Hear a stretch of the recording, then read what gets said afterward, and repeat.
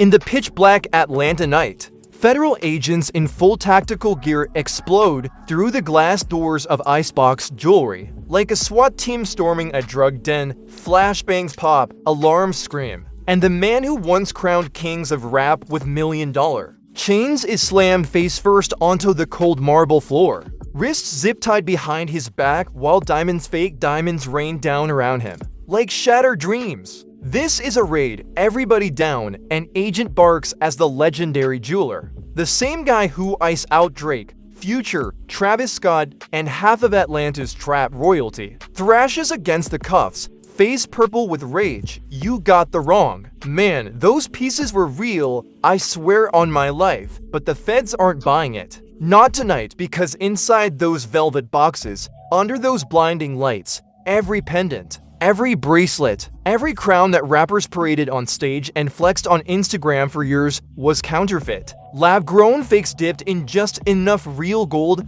to fool even the most paranoid rappers' appraisers. Millions upon millions of dollars in fake ice sold to the biggest names in the game. And now the entire empire is crumbling in real time. Security footage already leaked shows the owner laughing in the back room months ago, telling his crew they want to look rich, they don't want to pay rich. We giving them Hollywood, not Hollywood. That clip is blowing up everywhere. Fans are losing their minds. Rappers are texting their lawyers at 3 a.m. And one anonymous source just dropped the bomb nobody saw coming. The feds didn't stumble on this, they were tipped off by someone on the inside. Someone close, someone who wanted the whole glittering light to burn. The raid is live. The betrayal is just beginning, and the hip-hop world is about to watch its shittiest throne collapse in handcuffs. The lights were still flashing outside the Icebox showroom when the real chaos began to unfold behind the scenes. Federal agents were hauling out boxes of seized jewelry while the owner, a smooth-talking businessman named Marcus King, stood handcuffed against the wall, his face twisted in disbelief. This was nitrogen monoxide ordinary bust. Insiders say the raid was sparked by a whistleblower who used to work right inside the store, a young woman named Lena,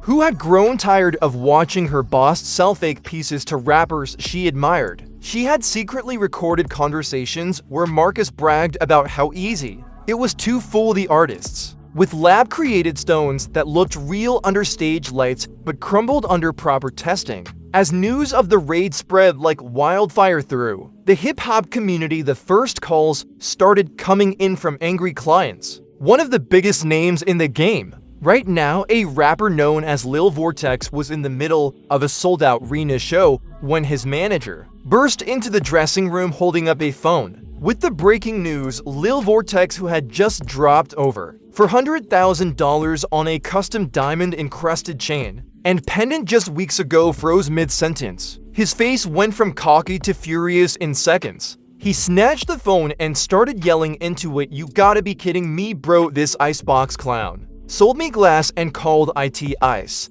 I've been flexing fake rocks on every stage from Miami to New York. My whole image is built on this bling, and now the feds are saying it's all phony." The crowd outside the arena could hear the commotion as Lil Vortex stormed out of his dressing room, still in full performance gear, his voice echoing down the hallway. Fans who had been waiting for autographs were shocked to see their favorite rapper looking betrayed and enraged. One fan later posted a video capturing the moment where Lil Vortex was heard shouting, "I trusted that place, man, they acted like family. Now my name is gonna be attached to the scandal. How am I supposed to drop my next album when everyone is laughing at my fake chain?" His crew tried to calm him down, but the damage was already done. Emotions ran high as word spread to other artists who had also shopped at Icebox over the years. Meanwhile, back at the store, Marcus King was being questioned by agents while his wife and business partner Shannon stood nearby, tears streaming down her face. She had been the one handling the custom orders for many of the rappers, and now she was facing the reality that her lavish lifestyle was built on deception. Marcus looked at her with desperation in his eyes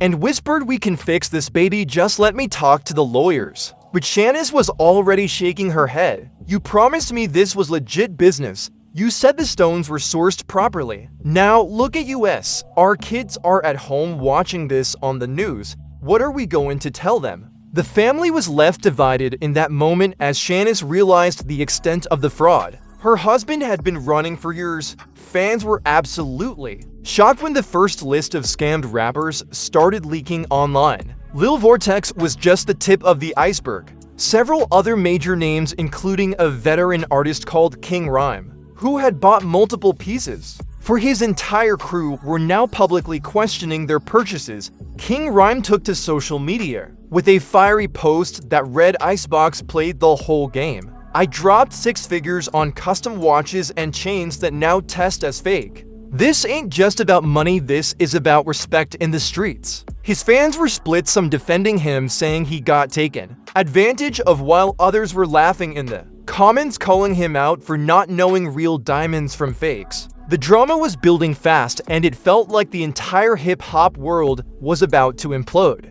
Inside the Icebox warehouse, agents were discovering more than just fake jewelry. They found hidden ledgers showing how Marcus had been marking up cheap, lab-grown stones as natural diamonds and selling them at premium prices to unsuspecting celebrities. One agent was heard saying on a body cam, "This is organized fraud on a massive scale. These rappers were paying for luxury but getting counterfeit trash." The whistleblower Lena was now under protection after receiving threats from unknown sources connected to the store. She had told investigators everything, including how Marcus would throw elaborate parties for rappers to build trust before closing big deals on fake pieces. Lena recalled one night where a famous rapper was celebrating his new chain by pouring champagne over it, only for it to lose its shine the next day. She said, "I couldn't sleep knowing I was part of this scam anymore." As the night wore on, Lil Vortex called an emergency meeting with his team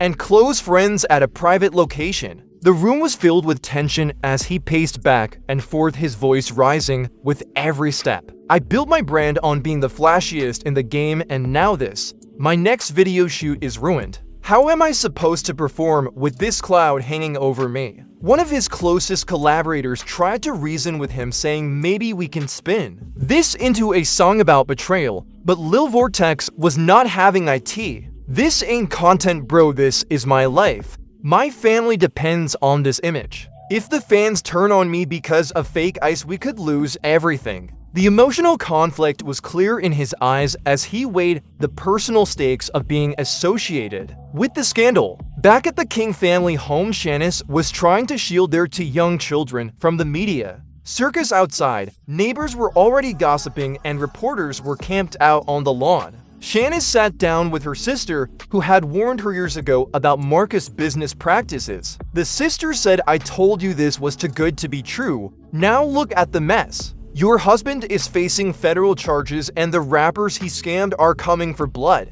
Shanice broke down in tears, admitting that she had ignored the red flags because of the luxury cars, the vacations, and the status that came with running Icebox. The family was left divided as some relatives took Marcus' side, claiming it was just business, while others supported Shanice and urged her to cooperate with the authorities. The first major twist came when another rapper known as Diamond Drake, who had been one of Icebox's loyal customers for years, suddenly released a video statement. In the clip, he revealed that he had suspected something was off with his latest purchase but chose to stay silent out of fear of looking foolish in the industry. Now with the raid happening, he was ready to speak out. Diamond Drake said, "I bought a full set of custom pieces for my tour, and they started turning my skin green after a few weeks. I confronted Marcus and he told me it was just tarnished from sweat. Now I know the truth and am joining the lawsuit against Icebox."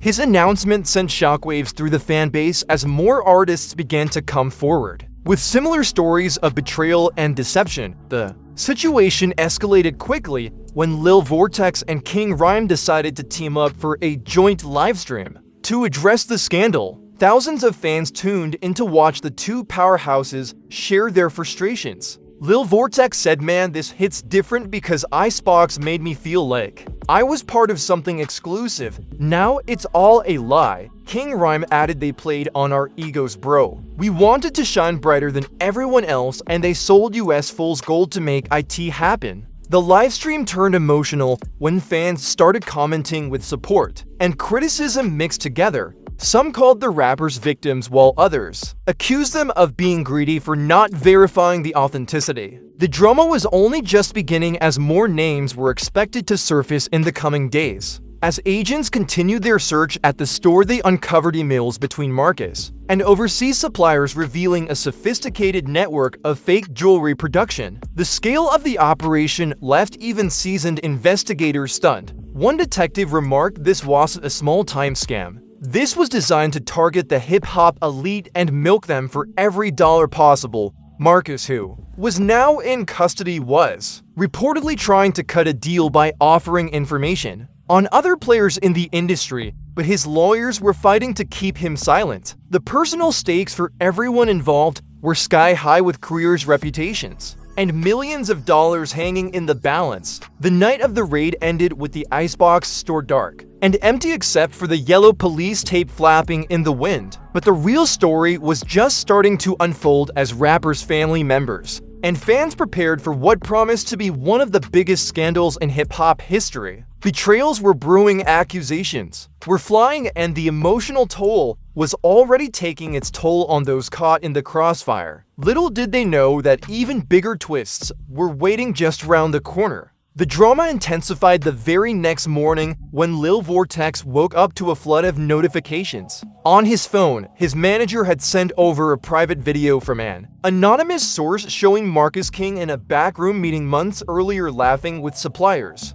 while holding up a fake diamond pendant that looked identical to the one Lil Vortex had bought. In the clip, Marcus was heard saying, "These rappers think they know ice, but they can't tell a lab-grown stone from a real one if it slap them in the face. We keep the prices high and the quality low, and they still line up like sheep." Lil Vortex slammed his phone down so hard the screen cracked, his voice shaking with rage as he called his crew over immediately. "This man played me like a fool. I introduced him to half the industry. I brought him clients and he stabbed me in the back for profit." His girlfriend Tiana, who had been wearing matching Icebox pieces in several of his music videos, was equally devastated. She sat on the edge of the bed, tears in her eyes, and said, "Baby, what if people start saying I knew about the fakes? My followers are already commenting under my last post asking if I'm in on the scam. I built my brand around being the ultimate flex queen and now everything feels fake, just like those chains." Lil Vortex pulled her close, but his mind was racing with personal stakes. He had just signed a major endorsement deal that relied on his image as the king of blank. If this scandal tanked his credibility, the contract could be voided and his entire financial future would crumble. The family was left divided when his mother called later that day urging him to sue, while his brother warned him to stay quiet to avoid more negative attention. Across town, King Rhyme was dealing with his own nightmare. His wife had discovered that one of the fake watches he had gifted her for their anniversary had left a green stain on her wrist. She confronted him in their kitchen, her voice rising, and she said, "You spent our savings on this trash, and now I'm the one looking foolish in front of my friends." King Rhyme tried to defend himself, but the argument escalated quickly into a full-blown fight. He yelled back, "I was trying to give you the best, baby. How was I supposed to know Icebox was running a fraud ring?" His teenage son, who had been bragging about his dad's expensive jewelry at school, was now being bullied online with memes calling him the fake Ice Kid. The emotional conflict was tearing the household apart as King Rhyme realized his pursuit of street status had put his loved ones in the line of fire. Fans were going wild on social media with the hashtag Icebox scam trending worldwide. Some supporters posted supportive messages like "Stand strong, Vortex. We know you got played," while others were relentless in their mockery, posting side-by-side photos of the rappers flexing their now suspect pieces versus lab reports showing they were worthless. One viral clip showed a group of young fans in a hood recreating Lil Vortex's performance but with cardboard chains around their necks laughing hysterically. The betrayal felt personal to the community because Icebox had positioned itself as the trusted jeweler for the culture only to turn around and exploit it for greed. Then came the first major twist that nitrogen monoxide one saw coming. The whistleblower Lena, who had triggered the raid by handing over evidence to the feds, was revealed to be Marcus King's own niece. Family sources claimed she had worked at the store for 3 years and had gradually become disgusted with the way her uncle was cheating his celebrity clients. In a leaked text message to her mother, Lena had written, "Uncle Marcus is destroying lives. For a quick buck, I can't keep quiet anymore even if it tears the family apart." When this news broke, Marcus, who was out on bail, temporarily exploded in a phone call to his sister Lena's mother. He screamed, "You raised a snake in my own house. She betrayed blood for what? Now the feds are breathing down my neck because of her." His sister fired back, "You brought this on yourself with your greed. Lena did the right thing and now the whole family is suffering because of your lies." The King family home turned into a war zone as relatives took sides. Some accused Lena of being a traitor who destroyed her uncle's legacy, while others praised her for having the courage to expose the truth. Shanice, Marcus' wife, was caught in the middle, trying to hold everything together while dealing with her own guilt for ignoring warning signs. She confided in a close friend over the phone saying, "I saw the cheap suppliers coming in and out, but Marcus always had an excuse. Now our children are asking why daddy is on the news and I don't know what to tell them." The personal stakes were enormous for Shanice, who feared losing custody battles if the fraud charges stuck, and the family wealth evaporated overnight. Meanwhile, Diamond Drake was quietly meeting with a team of high-powered lawyers to prepare a class action lawsuit against Icebox. He had gathered receipts, photos, and even old text messages from Marcus promising authentic, certified pieces in the meeting room. Diamond Drake said, "This goes beyond money. They took advantage of our trust and made the whole culture look weak. I want every rapper who got scammed to join me. Sulfur monoxide, we can take them for everything they have." His decision inspired several other artists to come forward, including a female rapper named Queen Sparkle, who had bought an entire collection for her music video shoot. She posted a heartfelt video saying, "I felt so confident rocking those pieces on set, but now I feel embarrassed. My fans deserve better and so do I." The united front of artists was building momentum, but it also created new tensions as some rappers worried about publicly admitting they had been fooled. As the day progressed, a second shocking development dropped. One of the overseas suppliers named Victor, who had been named in the federal documents, reached out to Lil Vortex through a mutual contact, offering to flip and provide more evidence in exchange for protection. In a secret recorded call, Victor revealed that Marcus had not only sold fake jewelry, but had also been involved in money laundering schemes, using the store as a front. Victor said, "Your boy Marcus was moving dirty cash through custom orders. The rappers were just the glamorous cover for something much bigger." This revelation sent Lil Vortex into a spiral of paranoia. He paced his living room telling his manager, "If this is true, then we might be mixed up in something way deeper than fake diamonds. My safety and my family's safety could be at risk. And OW. The emotions ran even higher when Lena the whistleblower agreed to a private meeting with a few of the affected rappers, including Lil Vortex and King Rhyme. The meeting took place in a secure location with lawyers present. Lena looked exhausted, but determined as she said, "I grew up watching Uncle Marcus build this empire and I thought it was legitimate until I saw the fake certificates and the way he laughed about fooling you all. I am sorry for my part in it, but I had to stop it before more people got hurt." Lil Vortex listened with tears in his eyes and replied, "You did the right thing, but it still hurts knowing how deep the deception went." King Rhyme added, "We appreciate you coming forward, but the damage to our reputations is already done." The conversation turned raw as they discussed the betrayal and the long road to rebuilding trust. In the industry, fans continued to react with a mix of outrage and entertainment. Meme pages were flooded with edits of rappers wearing their Icebox pieces now labeled as glass and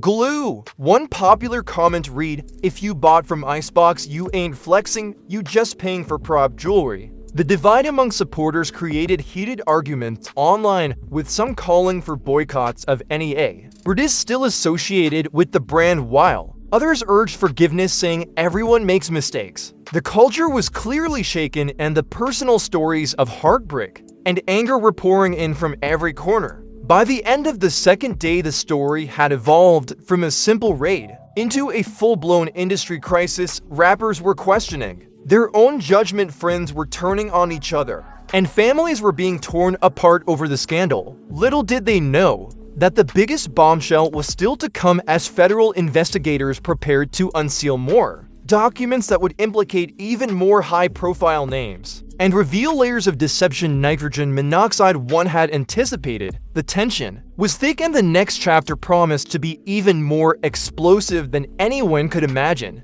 The biggest bombshell hit just as the sun was setting on the third day, when federal prosecutors unsealed additional documents revealing that Marcus King had not only sold fake jewelry, but had been systematically targeting specific rappers with custom scams tailored to their egos. One internal email chain showed Marcus instructing his team to charge Lil Vortex an extra $50,000 for a pendant because he knew the rapper would pay anything to outshine his rivals. The email read, "Vortex wants to be the brightest star, so we give him the shiniest fake, and he never questions IT." When Lil Vortex saw the leaked documents on a news alert, he felt a wave of humiliation wash over him. He immediately called his manager and yelled, "They were laughing at me behind my back the whole time. I thought I was building an empire, but I was just funding their lies." His voice cracked with raw emotion as he realized the personal stakes had just skyrocketed.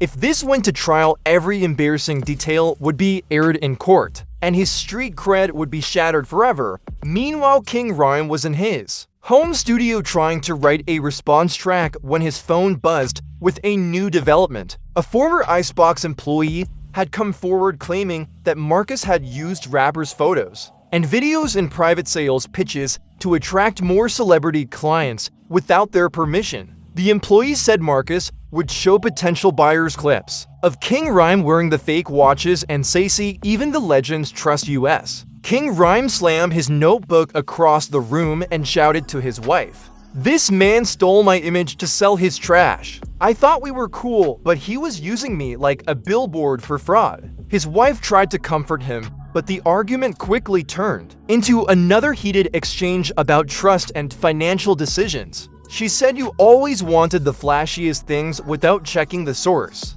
and now our family is paying the price." The family was left divided once again, as his mother-in-law took his side while his own sister blamed him for being naive in the first place. Diamond Drake was holding a private strategy session with other affected artists when the next twist landed like a grenade. One of the rappers in the room, a rising star named Young Blaze, suddenly confessed that he had actually known about the fakes for months but stayed silent because Marcus had paid him under the table to keep quiet, and even featured him in promotional videos for Icebox. Young Blaze looked down at the table and said, "I was broke, and they offered me 10 grand plus free pieces to stay loyal. I didn't think it would blow up like this." The room erupted in accusations as Diamond Drake stood up, pointing a finger at him. "You betrayed all of us for chump change. We were out here looking like fools while you were collecting checks from the same people scamming us." The betrayal within the betrayal created instant chaos, with some artists storming out and others demanding Young Blaze be cut from the lawsuit entirely. Emotions ran high as old friendships crumbled in real time, and the group dynamic shifted from unity to suspicion. Fans were absolutely losing their minds online as the confession video leaked. Within minutes, comment sections exploded with reactions like, "Young Blaze is a snake for real, and now we can't trust any of these rappers." Some defended the young artist, saying he was just trying to survive in a cutthroat industry, while others called for a complete boycott of anyone even remotely connected to Icebox. The culture war was in full effect, with podcasts and live streams dedicated to breaking down every layer of the scandal. One popular host said this isn't just about fake jewelry anymore. It's about greed, loyalty, and who really has the streets back. Back at the King household, Shanice was facing her own personal crisis when she received a disturbing phone call from an unknown number. The caller, a man with a heavy accent, warned her that if Marcus cooperated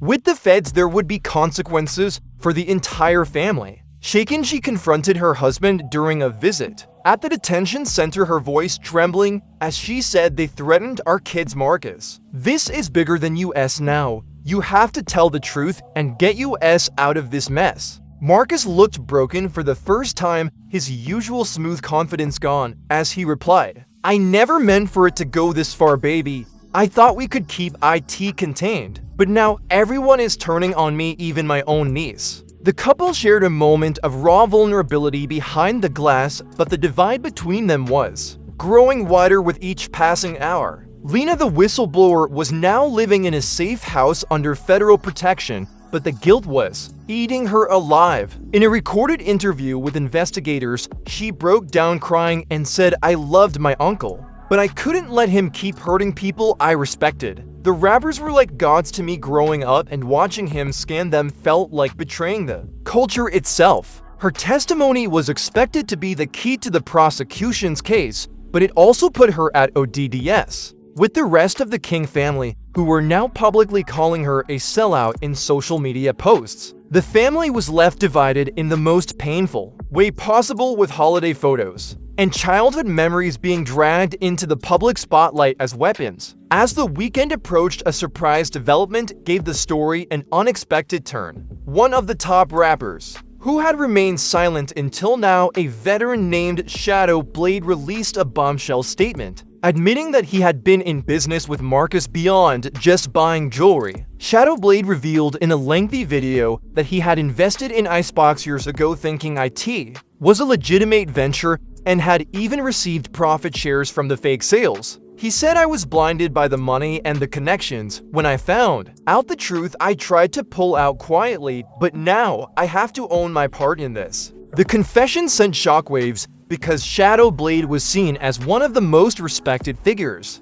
in hip-hop. His fans were split between disappointment and understanding, while other artists began to distance themselves from him to protect their own reputations. Lil Vortex saw this as an opportunity for revenge and quickly reached out to Shadow Blade for a joint interview. The two sat down in a tense studio session, where Lil Vortex said, "You were supposed to be the Og looking out for US younger ones, but you were in bed with the enemy." Shadow Blade responded with regret in his eyes, "I made a mistake, son, and am paying for it now just like you." The conversation turned emotional. They discussed the pressure of maintaining an image in the industry and how easy it was to get caught up in greed. Fans tuned in by the millions, watching the drama unfold like a reality show, and the comments were filled with calls for accountability and forgiveness in equal measure. The emotional toll was becoming too much for some, as Queen Sparkle announced she was stepping back from music temporarily to focus on her mental health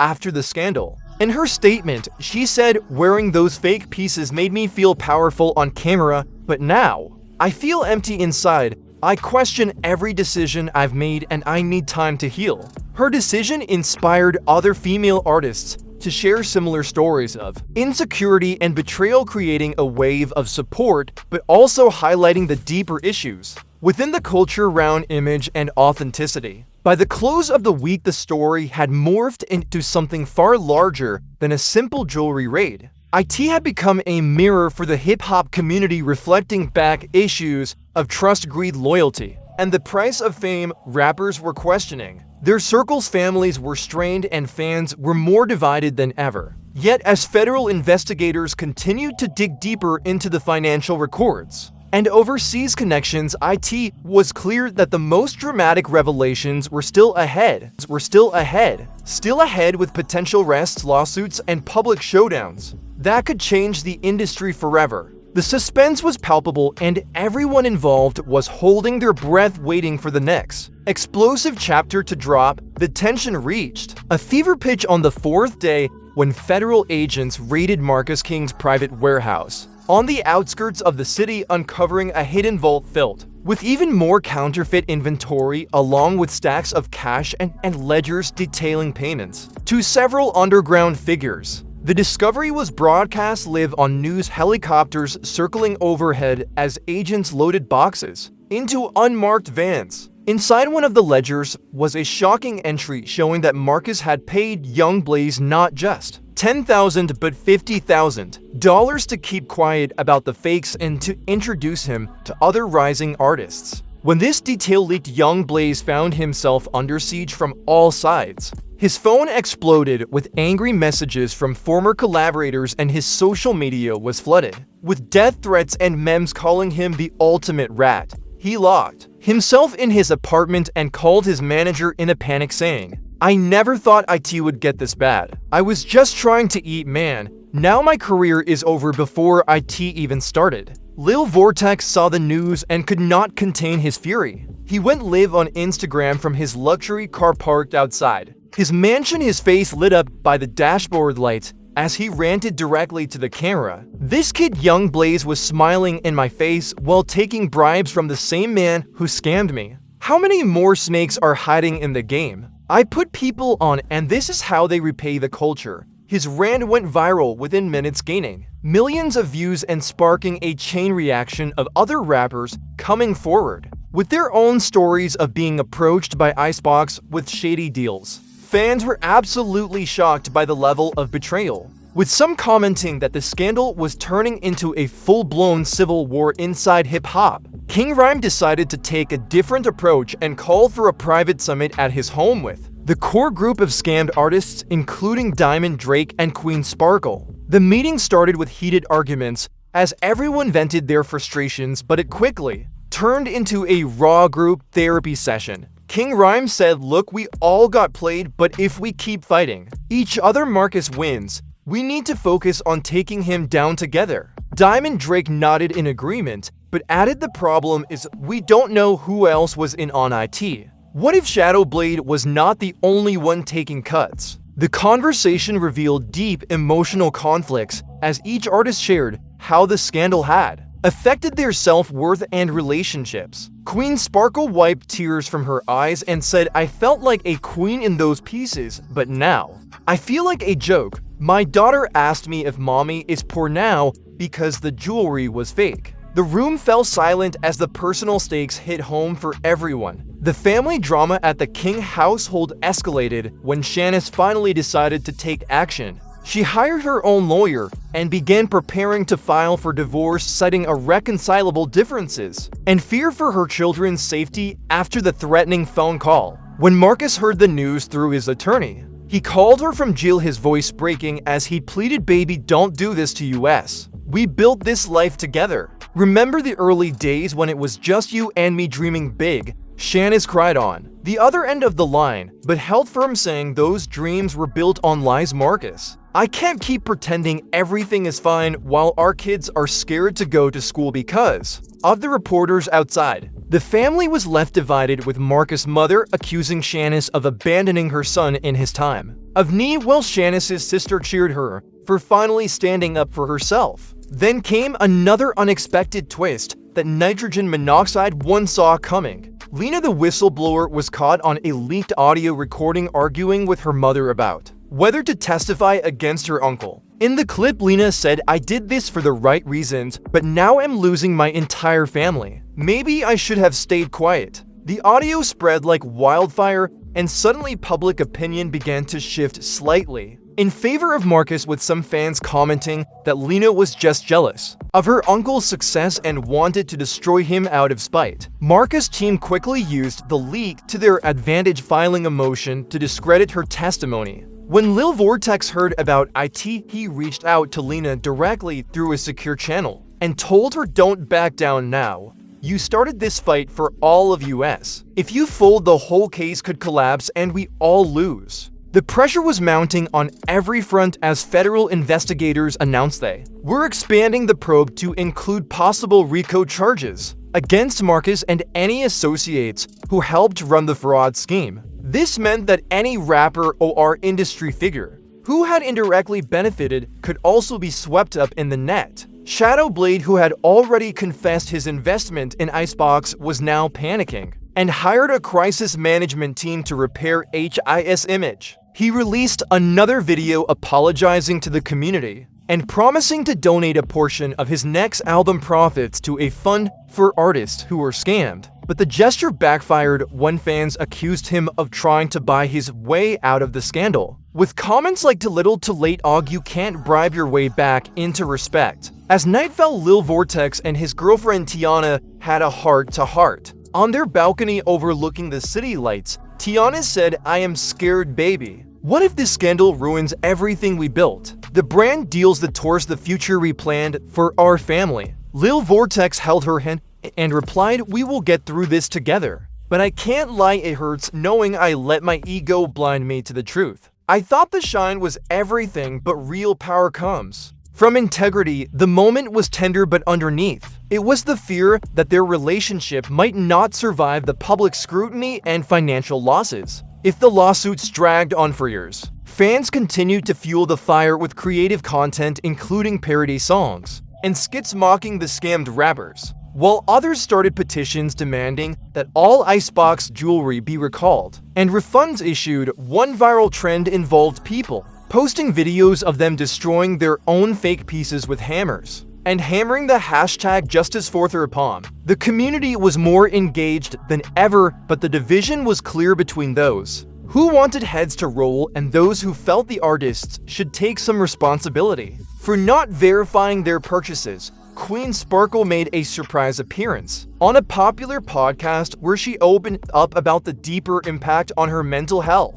She said, "I spent hours in the mirror admiring those chains, thinking they made me unstoppable. Now, every time I look at old photos, I feel sick. This scandal forced me to ask, who am I without the bling?" Her honesty resonated with thousands of listeners and sparked a larger conversation about image pressure in the music industry, especially for women. With the weekend approaching, the story had become a non-stop roller coaster of emotions, accusations, and revelations. Rappers were forming unlikely alliances while old loyalties were shattered. Families were being torn apart, and the federal case was expanding faster than anyone could keep up with. As more documents were expected to be unsealed in the coming days, the question on everyone's mind was simple: who would be the next to fall? And how many more twists were still hidden in the shadows of this glittering scandal? The hip-hop world was holding its breath, waiting for the final act in this dramatic takedown of the Icebox empire. The final act of this glittering nightmare unfolded as the federal case hit its climax, with prosecutors unsealing the full list of evidence, including bank records showing millions funneled through Icebox accounts and text messages where Marcus King explicitly bragged about scamming high-profile clients.